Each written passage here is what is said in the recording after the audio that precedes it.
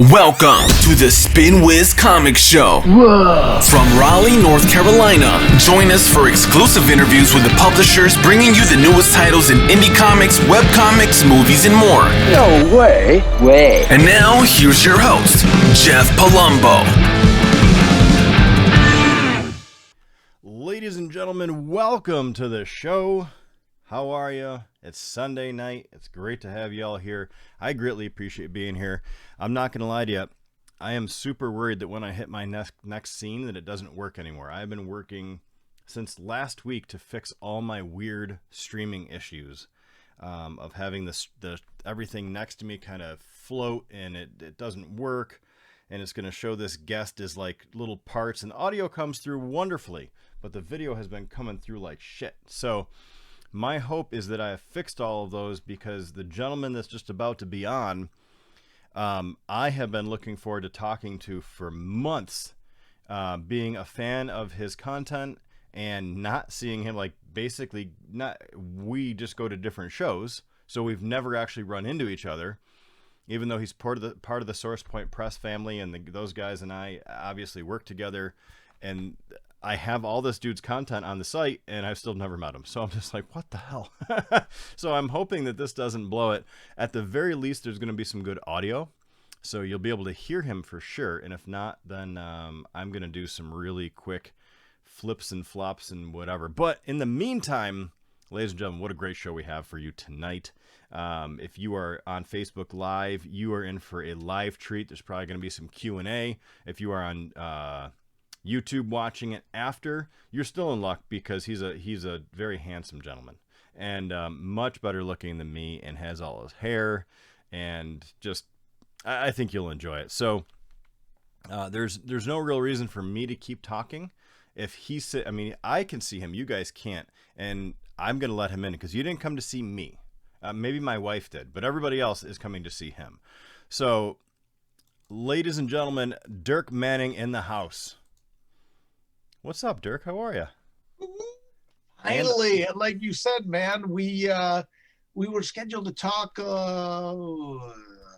months ago, I think it was, and things just did not pan out the way they're supposed to. So I'm so glad that we are here now and finally get a chance to chat, man. 2020, man. The fact that I can wake up every morning, I'm just like, what's going to happen today? And as long as it doesn't happen to me, I'm like, you know what? We got through another one. I'm happy.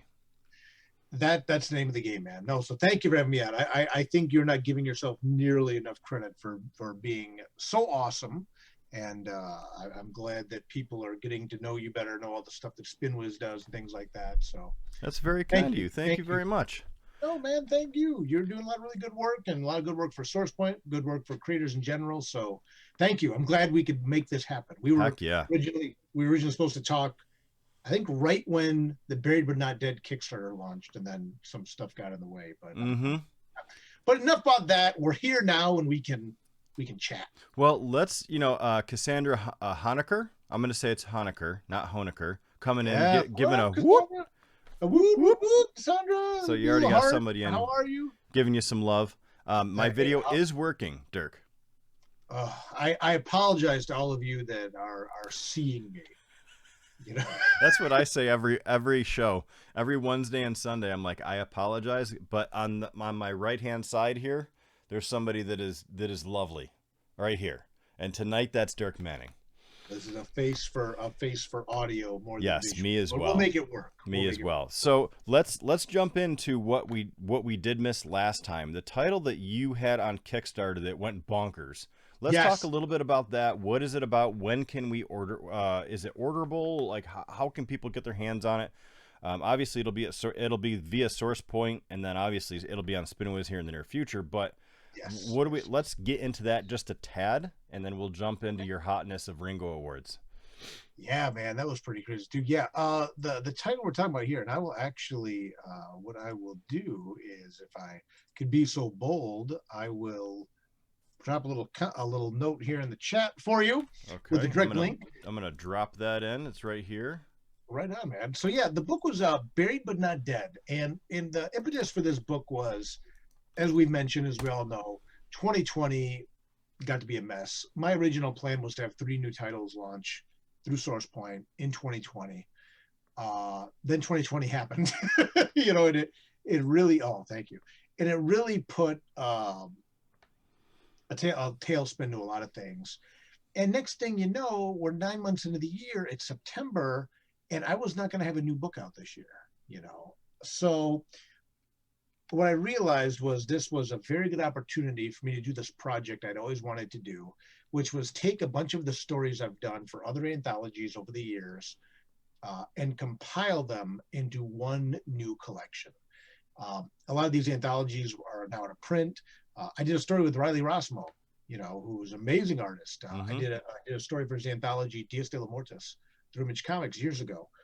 Stories out of print, books out of print. And it's like, I have a story with Riley freaking Rossmo, one of my favorite stories I've ever written, and it's out of print, you know, and you parlay that with these other stories. So what I did is I took all these different stories from different anthologies that are out of print. I tossed in, originally it was going to be one Nightmare World story that's never been published from the online days and became several more through stretch goals. And I said, you know what? I'm going to do a 15-day quick starter, a $20 holler, $20, get the book.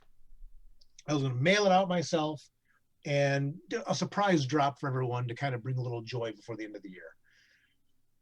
As you mentioned, and the campaign blew up. It got to be extremely successful. We ended up doing over $14,000 in 15 days. Damn. That's crazy. It's mind blowing to me, you know. And, you know, people bust my chops about this. I always say I don't expect things to go the way they do in regards to having very successful Kickstarters. But this was a quick starter. I didn't have like right now I'm wearing like a Tales of Mystery t-shirt. Love it. I normally do stuff like this. I didn't do anything like that on this campaign. We had a couple mystery boxes. You couldn't get drawn into the book because the stories are all done. We didn't do t-shirts. We didn't do posters. It was just the book. And it blew up. And I was just flabbergasted, you know. It did so well that we ended up, SourcePoint ended up picking up the book, which was not necessarily the original intent. My original plan when I did Buried But Not Dead was to make this just a surprise drop, self-published, go back to my roots, do a self-published book, make it available for shows next year, maybe. You know, I was still laboring the delusion that we'd have shows early in 2021. You know, like, yeah, I think we're looking, hey, friends, I think we're looking at about 12 months out from now if we behave and get our stuff together. So I've had Travis on. You can say whatever you need to. Well, that's true. Yeah, that's true. He was hideous too, man. Oh, you know, every time I think I'm ugly, I just remember that the moment when Travis like turned on the bedroom light on your podcast. It's like a horror movie. I'm never going to let him forget that, by the way. No, I'm not. And this is the guy, mind you, this is the editor-in-chief of the publisher who just picked up my book. So, you know, but no, I obviously I'm very fond of Travis. I think the world of him. He's a great guy. But SourcePoint ended up picking up the book. So the book will be, you can now, if you missed a Kickstarter, you can now pre-order the book through that backer kit link, which you just dropped. Otherwise, the book will then probably be in stores and things like that in late 2021. Okay. But yeah, it was really cool, man. I was just really delighted. People really came out in force and in mass to back up, to support the book, support the project. I think people are just hungry for content too. You know, so. Yeah, being at home, a lot of people, at least the trend that I am seeing is that a lot of people want print back. They like digital. They like to be introduced and read digital, but they want print. Yeah. Which is great, but they really, really want small press. Yeah, well, and what people are discovering more and more is that the stories are much more, I don't know if I want to say uninhibited is the right word. They're less formulaic. You know, one of the books that I've been working on during our time off the road is Right or Wrong Volume 2, which is a sequel, not surprisingly, to Right or Wrong Volume 1, and which is a book about writing comics. And one of the things I talk about in Right or Wrong Volume 2 is the corporate comic storytelling cycle, which ultimately corporate comics are like a roller coaster. You start in a certain place, you can do all kinds of crazy loops and bends and hills and everything else, but you're eventually going to end up right where you started again. Mm-hmm. You know, and that's fine. You know, my nephews should be able to read and enjoy a Spider-Man comic like I was able to, if I so chose, when I was younger. Yep. Small press, independent, creator owned. We kind of get to write our own rules. We kind of get to do what we want. And I think that's something that people are discovering more and more is that, and especially companies like SourcePoint, where they primarily do 3 to 4 issue miniseries, all killer, no filler, man. We get in, tell the story, get out. And you don't know what's going to happen. You know, we can do whatever we want. And people who love comics are discovering more and more. And like you said, sample it digitally. Then if you like it, pick up the archive, pick up the actual book. Mm-hmm. Right there. Yeah, right there. Kind of get it that way. And you can see my office. I'm a book guy. This is only part of my office. I got boxes of books. I got books here. I like having the artifact as well. That's something that is very, very important to me. So yeah. And the industry is very much like that. It even on the site, we see that what we're assuming is going to be print when we get it up and running will be 90% of all revenue, and it'll mimic what the comic industry looks like, minus Marvel and DC. Right. Well, and hey, man, like I said, I started, with Nightmare World, Tales of Mystery, and even Love Stories to Die For. All started as online comics that we eventually made the jump to print. There's value in both mediums. There's a lot of value. Yep, I 100% agree. So let's get into your other one. Now that we have, we went over Buried But Not Dead, Lost Tales, but you got nominated for Ringos. And not just one, not just two, but three, which is almost unheard of. Yeah, and it was on a more as a debut book as well. I flashed it here a moment ago. Throw that bad boy in there. Yeah. Boom. Don't worry, I got links I got hot links coming in, people. Do it. Check it out. Yep, that's right there. Obviously, if you're on YouTube, you can just look below. Look below Dirk and I, and there's links, and you can get it right to his stuff. Yeah, Twisted Haunted High-ons got nominated for 3 Ringo Awards. It was nominated for Best Humor Comic of 2020. Then Mariana Pascosta was nominated for Best Illustrator, and Alessandro De Fornassari was nominated for Best Colorist. So that was just a really cool set of nominations. That's a dream team right there. It is, and Mariana and Alessandro are so good, and for them to get recognized for that, because like you said, I mean, one of the curses, one of the struggles I think of being on creator-owned books is that you get drowned out by people that are doing corporate books and have a corporate machine behind them. They have Time Warner behind them. They have Disney behind them. And I've said since day one, and anybody that's followed me for a while knows, I've talked about with this book particularly about how I will put the work that Mariana and Alessandro and I were doing on this book up against anything anybody is doing, and including my own work. And like, this is just like a sample, of the artwork and stuff like that. Incredible stuff. The story's okay. I think better than okay. Yeah, the writer, he's like a 7 out of 10. No, but what up, Rick? But this is a situation where I was just so delighted that people responded to the book as well as they did, and for us to get nominated for the Ringo 3 times over was to us the win. We did not win any of the categories. Jimmy Olsen won for Best Humor Comic, and I honestly, I have to go back and look. I don't remember. There was all kinds of I was backstage, so there was all kinds of crazy technical stuff going on during the Ringos. But to be nominated alongside Jimmy Olsen, and for Mariana and Alessandro to be recognized as 2 of the best working artists of the last year, well earned. Very well earned, and being nominated was truly to us the win. To be put alongside Rick and Morty and Jimmy Olsen and things like that for a book about fake ghost hunters who get called the Real Haunted House. We were good. That was the win. Yeah. Well, and I think a lot of that that in its own right. Now, granted, Source Point Press, actually, their writers and artists got a couple across the board, all over the place, like spots here and there. And I think that we should all celebrate as creator-owned comic friends, because that shows that people are looking outside of the big boys, or girls, I guess. I don't want to have anybody feel upset, but and like, no, there's great stuff everywhere. We're trying to see all of it. And I think that's awesome. That is showing people that we are telling the stories that you haven't heard, that we hadn't heard either. So we're designing them. We're creating them for you. And all we really want you to do, yes, eventually we want you to buy the book, but we want you to like our stories. Right. Like, just read it and tell me you like it or hate it. I mean... Yeah, well, and that was a good thing too, you know, with Twisted being the stars of this book. Some of the initial feedback was, oh, well, I don't know who Twisted is, or, you know, that's not really my style of music.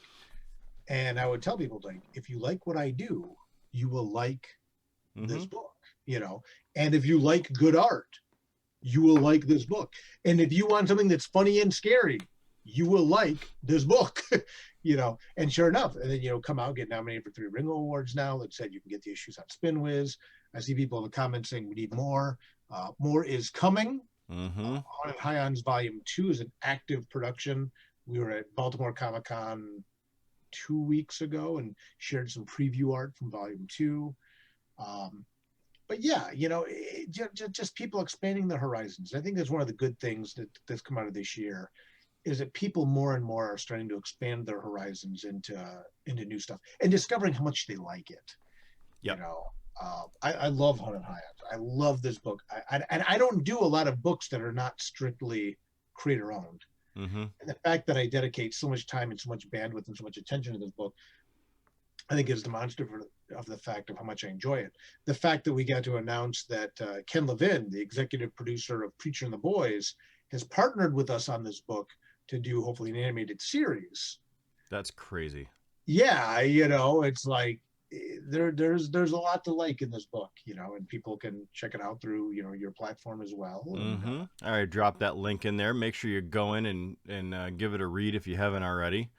I'm praying for Astro in February. Oh, okay. Oh, for Astronomicon, yeah.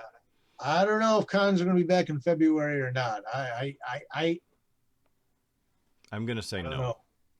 Yeah, I'm thinking more and more we're going to be looking at across the board next fall at this point.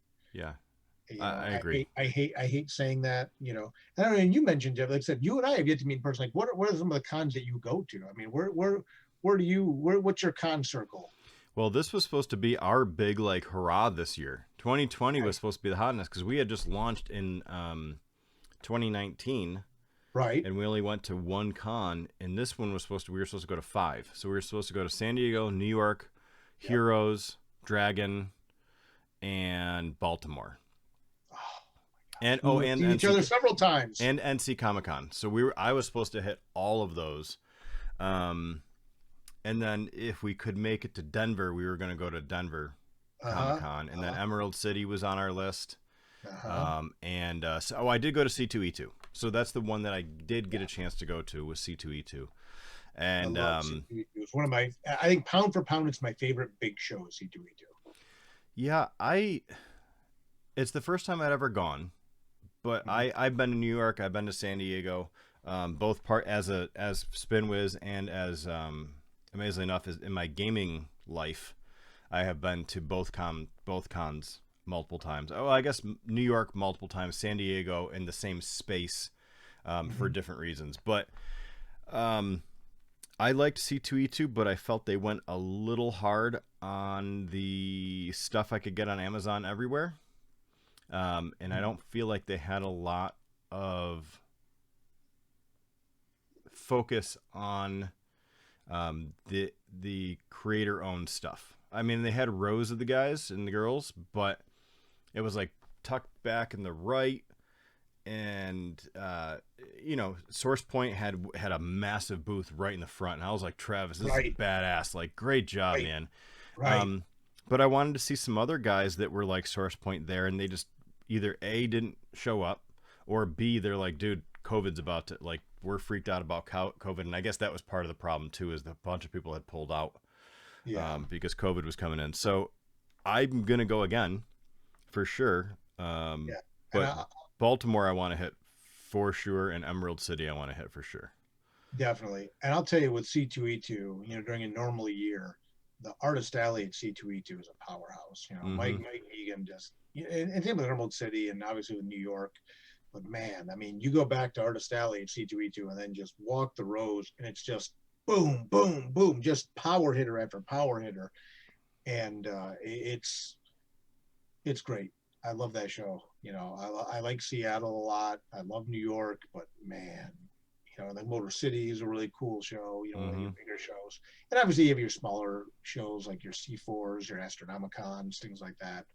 But when it comes to those big shows, when you get back to C2E2 next year, whenever it may be, go back to Artist Alley. You know, again, you always see Source Point right in the front because Source Point represents. Well, I hung out there. What I meant is I didn't feel like C2E2 gave them enough recognition.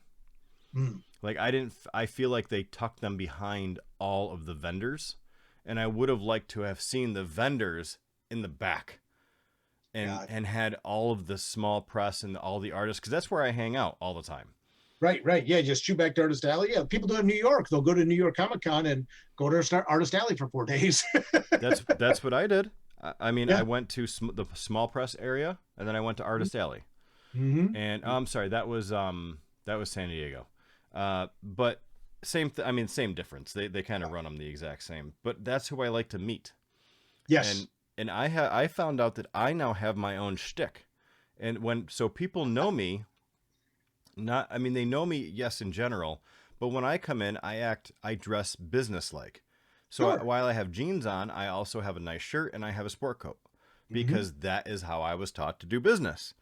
Man, whenever you see me at a show, I'm in a black suit. Same thing. I'm there to work. God, somebody can hang up me and I don't look completely ridiculous, because people are like, "Oh, are you cosplaying a business person?" I'm like, "No, I'm actually a business person." I am a business person. Like that's, I mean, I'm business, but I'm here to meet people, and it really does throw artists off quite a bit. Not all of them, but a lot of creators get very spooked very easily about that. They're like, why is this guy talking to me when he's in a suit? And I'm like, listen, if I come in a t-shirt, you don't take me as real. Like, so I have to get people over the thing. And obviously, you know, I'll see Frank, you know, Gogol over there, and he'll be like, dude, why are you wearing a suit? He'll just give me shit the whole time, every time I walk by.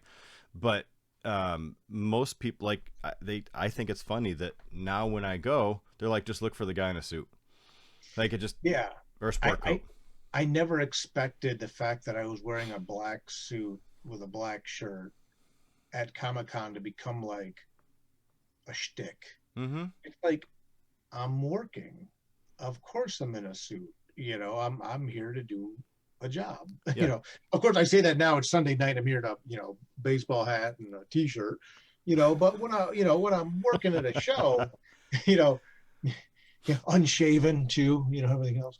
But when I'm working at a show, I'm, like you said, I'm working, you know, and I'm there and I'm representing my books. I'm representing my publisher. I'm representing myself. And that's important to me, you know, and that's just one of those things where, again, I understand you're there for 3 days. You want to be comfortable, things like that. I understand it, but this is work. You know, when I'm at a con, I'm not there to screw around. I'm not there to party. I'm not a drinker. I'm there to work. And after hours, I'm usually working too. Maybe get spend a little time with my friends. Maybe do a little karaoke. Don't get me wrong. Nothing wrong with that. Some Motorhead or something like that. But I hustle when I'm at an event. You know, people are like, "Oh, do you just walk around all day?" I'm like, "Yeah, I walk around and meet people for 12 hours." Exactly. Because you start at 10, you start at 10, they close down at 6, and then usually I'm out to dinner or drinks or something literally right after with people who, you know, actually at C2E2 I hung out with Source Point quite a bit. just because they happen to be in the same thing. They're like, hey, come hang out. And I had met Frank before, but I never really hung out with Travis and Josh and those guys. So it was great, but you go into work part 2. Yep. And unfortunately, I mean, not unfortunately, fortunately, but unfortunately for the drinking, David Dwanch and I started hanging out and drinking way too many scotches. That's a whole nother story, but you're right. I think a lot of people there's no judgment. I mean, right. I think a lot of people think, oh, you're going to a con and that's cool. It is cool, but I'm there to work. I'm there to introduce people to my platform because I think I can help people. And the more people I talk to, hopefully those people are getting more money out of me in the near future. So it is a hustle. But anyway, yes, Rick, I hope that we have cons next year. Any con, I think if any con happens in 2021, I'm just going to go. It doesn't really matter where it is. Right. That's it. It's going to be such an interesting landscape when cons return. Like I said, I don't anticipate anything major happening till the next fall. But man, there's going to be. It's just. There's so many creators that I only get to see on the road. So many readers I only get to see on the road. It's just going to be just so much crying and so much hugging and all that stuff. It's just going to be. It's going to be nuts. It's going to be like a family reunion. Yeah, and I think the sales are going to go through the roof. I think there's so many people that are hungry. Like, I try to bridge the gap between what you can get at a con and what we have, and that's what we're building out now. But there's nothing like meeting the creator of somebody that you really like and are just pumped about, right? Like, if I have read your work before, and I've obviously read your work before because it's on our site. Sure. But even though we're talking now, I'm going to be excited to meet you face to face. But I'm lucky in that you and I have a personal business relationship. Mm-hmm. A lot of people don't. They might be watching this or they might be watching on YouTube and they're like, oh, that's so cool. Jeff gets to talk to Dirk. I've never met him. But when they meet you face to face, it's like meeting an all-star. And that link... But, I mean, especially Dirk, you're obviously an all-star. Me, it's not. It's just like, oh, that guy, Jeff.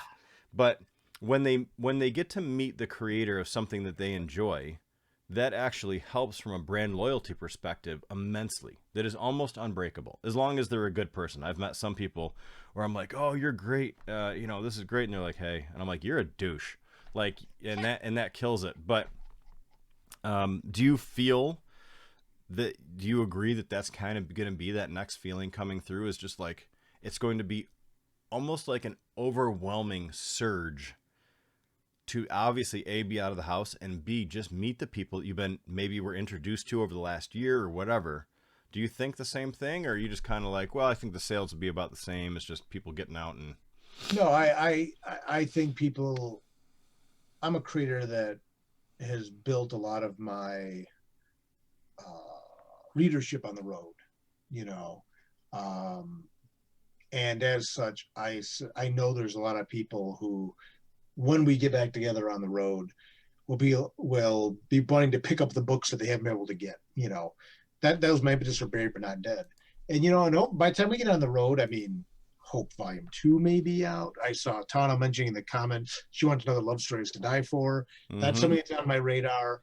Right or Wrong Volume 2 is in active development. Tales Mystery Volume 5 will be out. So I'm going to have, ideally, several new titles that even the people who last saw me at Astronomicon last year, I was supposed to be at C2E2 and had, personal situation that prevented me from, I had missed a show for the first time ever, but I had a grandfather who was not doing well. So when I see people again at C2E2 or wherever I am, I'm going to have several new books. I'm going to be warning people, get ready. I'm going to start offering bags, to pick up all the new stuff, the Tales Mystery Omnibus, all this stuff. It's like, because I think people are going to be hungry to start, like you said, connecting with their friends, connecting with the creators that we know and we like to support, I'm a fan too, I'll go to a show an hour early and run around Artist Alley or run around, small press or whatever, and go visit the people who I like, who I want to actively support. I'm a reader too, so I get it. And I anticipate that being the case when we all get back on the road as well. It's like people just starting to pick stuff up and hopefully get to explore new things as well again. I think you will, for sure. Rick, no, I am actually in Raleigh, but jumping up to Michigan isn't a big deal to me once COVID's off. So it's something that I hope to go. I want to see where our boys in Source Point have their whole operations and all that. Yeah, come up to headquarters. Because of the HQ. So we have another question for you in the chat. Hey, Dirk, you ever think about making a Blaze comic? Blaze was in Haunted is one of the entertainers with Magic Ninja Entertainment. I know Blaze personally, very good dude. Blaze is in volume 1, and we definitely leave his character in Haunted High-ons in a very precarious situation. Some might say it's open to spin-off to do a full comic. Hence the question, I suppose. Stay tuned. I know we did what we did with Blaze for a very specific reason, and I will leave it at that. Oh, very sneaky. I love it. Yeah. Can we transition to Hope real quick? I want to know. Absolutely. I think this kind of came out, and I want some people to know about it. Could you give the quick 15-second elevator pitch of what Hope is all about? Because I want to drop it in chat. I want people to read it. And then that's it. I just kind of I want your view. I mean, I can read the synopsis if you really want me to, but I figured it'd be better coming from you.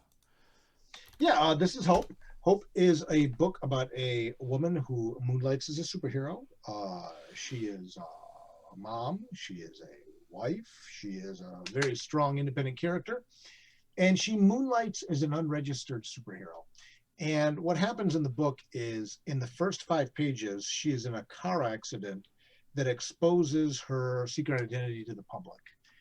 And within the first, how much do I want to say? I'll just say things get infinitely worse from there. At the end of the first chapter, she loses custody of her daughter. Children's Services takes away her daughter. And things just keep getting worse from there. This is my first long-form dive into the superhero genre, being mainly a horror guy. I was very fortunate to partner with Kaylin Smith, who did For Goodness Sake. She's awesome. Yep. Amazing creator, an amazing writer, as well as an amazing artist.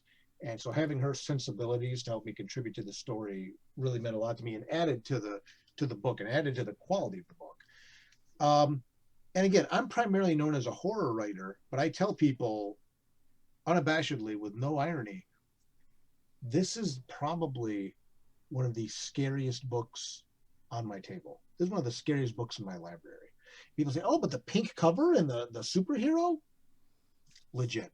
This is one of the scariest books I've ever written by a mile. Yeah. Very heartfelt, very emotional book. Especially if you're a parent. Yeah. Just, well, there's a lot of layers to it, and I'm very excited to get into volume 2. Volume 2 is plotted. I'll be starting to script that soon. That was Source Point Press's Free Comic Book Day book 2 years ago. I'm exceptionally proud of the book. I cannot wait to do more of it. The reception of the book's been very powerful. I've been very appreciative of it. And again, like I talked about Haunted High-ons being a book that people didn't necessarily expect from someone of what I normally do. Same thing with Hope. When people saw I was doing a book with a woman superhero, they were very taken aback and like, well, what are you doing, Dirk? What the heck is this? And I think people were surprised to find out what a passion project of mine this was. And then I think a lot of people were surprised to read it who normally like my horror stuff, and were very, very engaged and very, very hooked into this book. So, yeah, very, very much worth it. I want everybody to go read it for sure. That's why I brought it up, just because it seems like it's one step removed from your repertoire, but not all that removed from your repertoire. Yeah, it's one of those books that on the surface people look at it and say, wow, that's going to be a very different type of book from you. But people who've read Mystery, people that have read Love Stories to Die For, even Nightmare World, once you start reading Hope, you will see that it very much is a Dirk Manning book. Mm-hmm. You also see, obviously, a lot of the sensibilities of Kaylin Smith. You know, her artwork, obviously, her contributions to the story. It's a, I hate to say this about my own work, but it's a powerhouse book, and it's a very emotionally investing book. It's one of those books that I get comments about very regularly. When's volume 2? When's volume 2? And it's coming. Is Kaylin coming back for volume 2? Stay tuned. Yeah, Kaylin helped me write volume 2. Oh, okay. So she is, she's on that as well. You know, she's working on For Goodness Sake right now, and we will be collaborating accordingly, moving ahead on the art and stuff like that. But cool. Kaylin did also co-write it. Drina Joe, who's the editor on Haunted High-ons, as well as several other great titles for Source Point, including Broken Gargoyles, is the editor on the book. She edited the collected edition. She's come on to be the editor from the ground up on volume 2. So real powerhouse team on that book. You know, we set a very high bar with volume 1. And as is the case with anything I do, the next one should surpass the first one, or the one before, the one prior. So I don't think you'll have a problem with that. With Kaylin with you, I mean, talk about a powerhouse. Mm-hmm. Like, her Kickstarter's just... She's a monster. You know, we have a joke about how I set a record at Devil's Due for the highest funded original graphic novel with the Nightmare World Omnibus, until Kaylin came through with the Plume Omnibus and trounced me. Just trounced me. You know, and that's fine. You know, I mean, hey man, you know, I'll take the bragging rights as long as I get them, but I'll also be the first one to say, you got it, you won. You know, so yeah, she's an incredible creator, someone that is very deserving of every bit of recognition she gets, and a wonderful person too. She's like a 7 out of 10. You know, she's again a 7 out of 10. Yeah, I interviewed her. What was that? Maybe. Well, that's how you and I got to get our first setup, was when Kaylin was on. And then you popped in. You're like, I'm like, Dirk, when are we doing this? You're like, I didn't know we even had this. So yeah, let's do it. Right. Yeah, that was exactly it. She was wonderful, and I'm so happy that you two are cranking out that type of content, which is great. So, Tana's coming in. Are you showing the LSTDF cover? Yeah, this is Love Stories to Die For. Mm-hmm. This came out through Devil's Due. Look at that, man. Nia Ruffino. Jeez. Yeah, right. She is just an amazing artist. I bought a funny story. When Nia did this cover, and like even like the wings, you can't quite even see it in here. She individually rendered like every feather of the wing and stuff like that. And the pencils to this, when I saw the cover, I said, I want to buy that. And she goes, Dirk, she goes, I like you, but I don't think I can sell this cover. Wow. And artists saying they can't sell their own cover. And I said, that's fine. But if you ever get to the point when you want to sell it, just give me first right of refusal. She goes, I will. She goes, I just don't hold your breath, but I will. So then a certain amount of time passes, and she gets hold of me. She goes, Dirk, all right, I think I'm ready. I'm willing to part with the cover. And she goes, and I'm offering you first right of refusal because if you don't want it, Arthur Adams wants to buy it. Oh my gosh. Yeah, Art, and Art Adams, is of course one of the most, in my opinion, legendary comic creators of all time. One of the best comic creators of all time. The Godzilla comics he did, the Creature of the Black Lagoon, just so much stuff. Yeah, he's epic. He's epic. So, of course, I bought the cover so that Art Adams wouldn't get it because I knew I'd never get it back. Mm-hmm. And then it's like, oh, maybe someday I can work something out with Art Adams and parlay this cover into one for him, which would be amazing. But yeah, I if I reprint, if or when I suppose, I reprint Love Stories to Die For, there are stories written for volume 2. So again, this is a book that is on my radar to do another volume of this. I realized in the original version through Devil's Due, I didn't even print the original art to the cover, the pencils. So that's something I'll probably do, is if we ever re-release this, I will, or do like expanded version or a hardcover or something. Mm-hmm. You know, the bonus content would have included the original pencil art, Tana. So you'd have something to look forward to there as well as more stories. So would that have to go through Devil's Due, or do they still own it, or do you own it outright? No, I own it outright. It's a pre-owned book. Like I said, most of the books I own, most of the books I write, I own. So like Tales of Mystery, the first 4 volumes were through Devil's Due. Volume 5 of Tales of Mystery, the Tales of Mystery Omnibus, will be coming out through SourcePoint Press early 2021.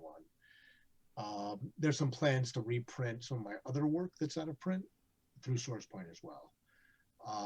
SourcePoint's been a very supportive publisher. They're very awesome. They're awesome people. They're friends of mine. I joke I've known SourcePoint since before they were SourcePoint. And, you know, looking forward to continuing to do business with them and bring some of my books that are now out of print, such as Nightmare World, back to print through SourcePoint, so it has a more permanent longevity, things of that nature. Mm-hmm. Nothing There's wrong with that. Spoiler. There Spoiler. You go. Spoiler alert. Well, listen, man, we are running out of time. As I warned you, that I'm like, yeah, let's try to get 15 to 20, and it's been like 40. What Kayla's at 90 minutes? Oh yeah, 90 minutes, no problem. But no, absolutely. Yeah. I appreciate you not being in a creepy dark room and then flipping the lights on and then turning them off again. For those of you that's kind of an inside joke that about 70 or 80 people at the same time all got, and it was like the only thing I can say, so everybody, for a background for everybody, Travis McIntyre was on.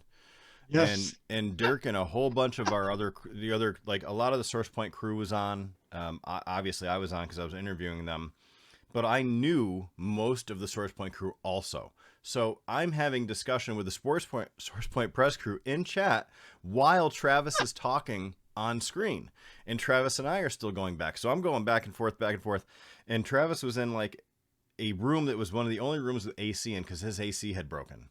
Uh-huh. And his wife kicked him into this room, and to keep it cool, he kept the lights off. And then thanks, Rick. Good to see you, man.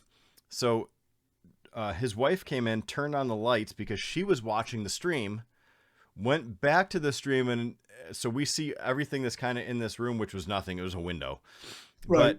But he was laying on the bed, and then she immediately went back in the room and turned the lights off. And when she saw the stream, and everybody's roaring, and obviously there was about 70 people in the chat that were all ripping on Travis the entire time, Dirk being one of them.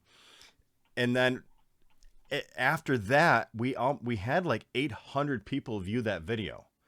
Oh yeah, right. Because it was so different, and Travis is just like, let's do this, and I'm like, dude, all right, it was really fun. One of the most fun interviews we've had.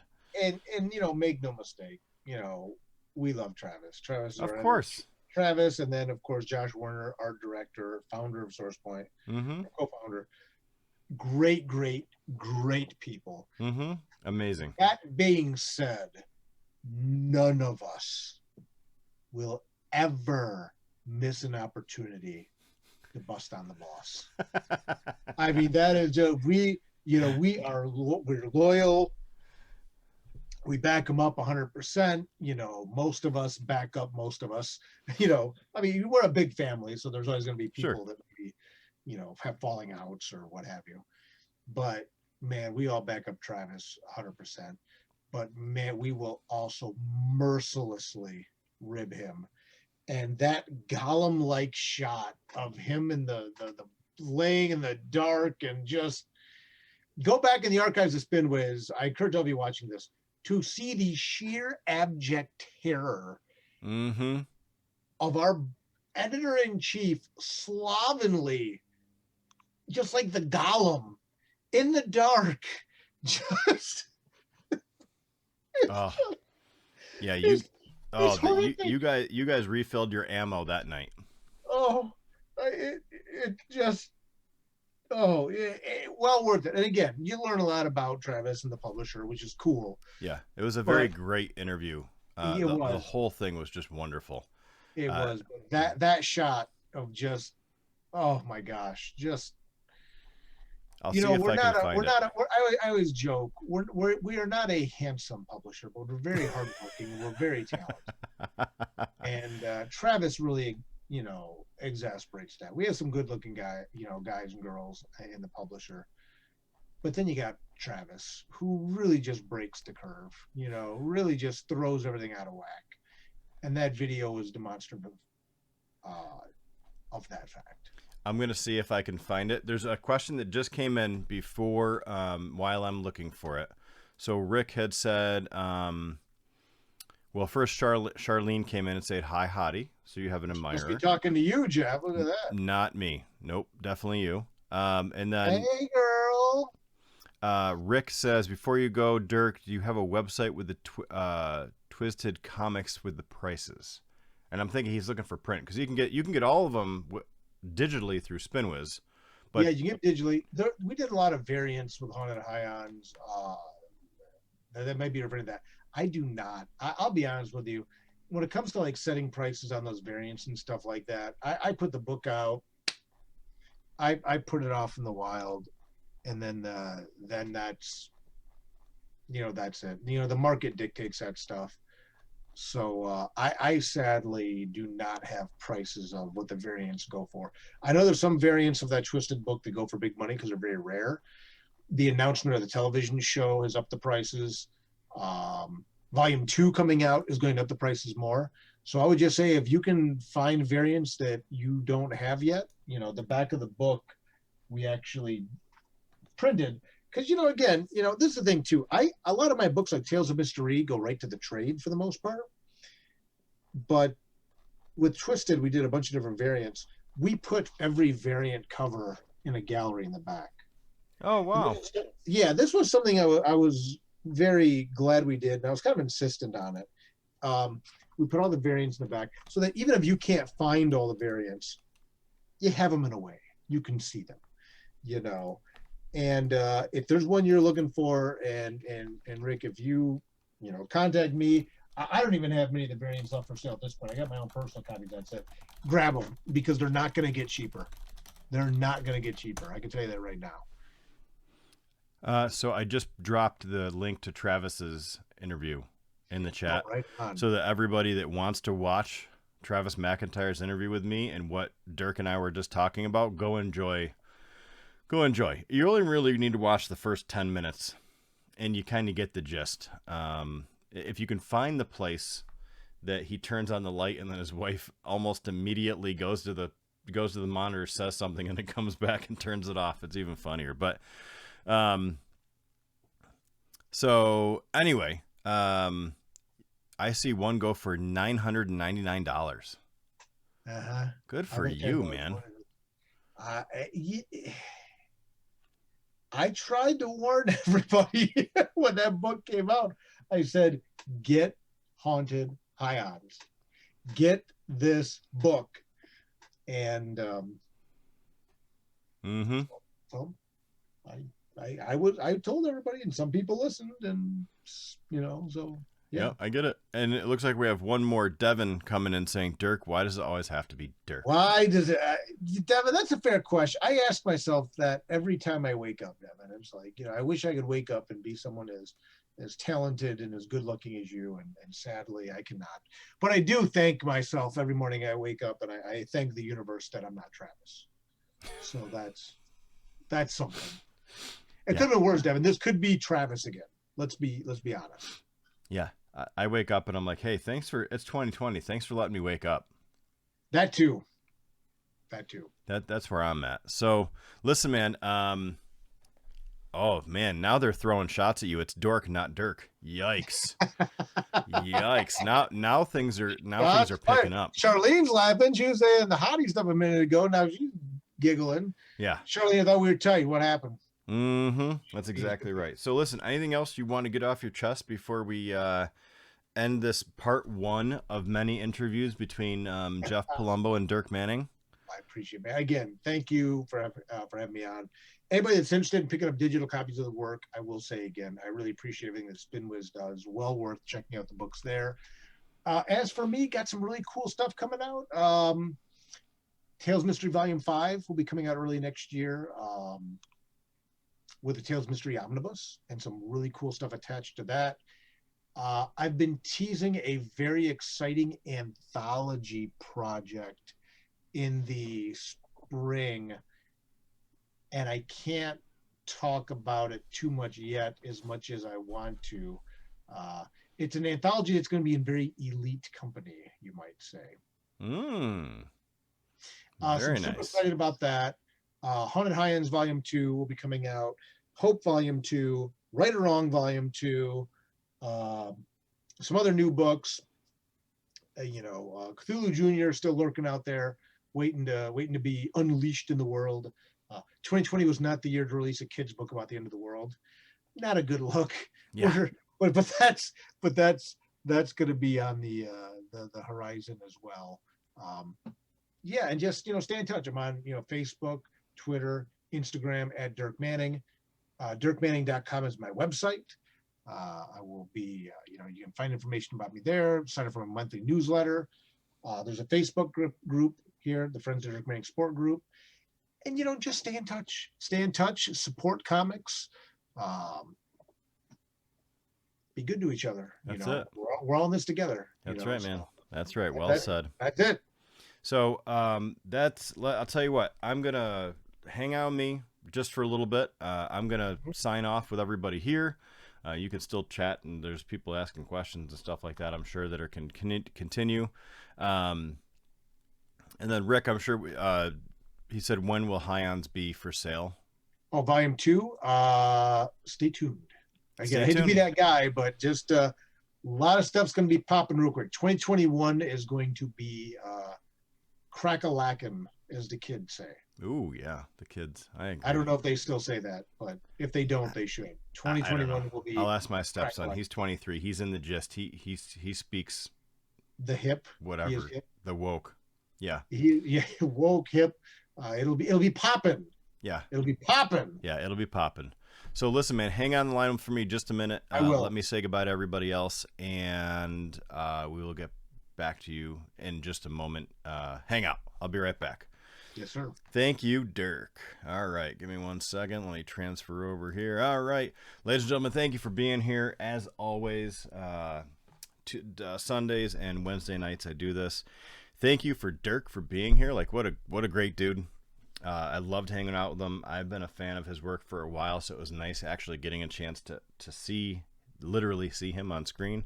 And hopefully we'll get to meet next year after COVID something. Whatever it is, not now.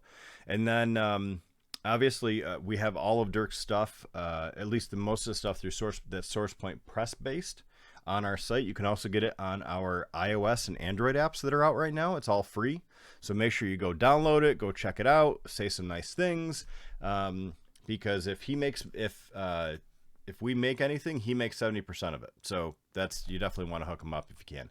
So have a wonderful night. We will talk to y'all soon. Thanks for being here. See you Wednesday. And thank you again for being part of this amazing, amazing community. And we will talk to you soon. Have a great night.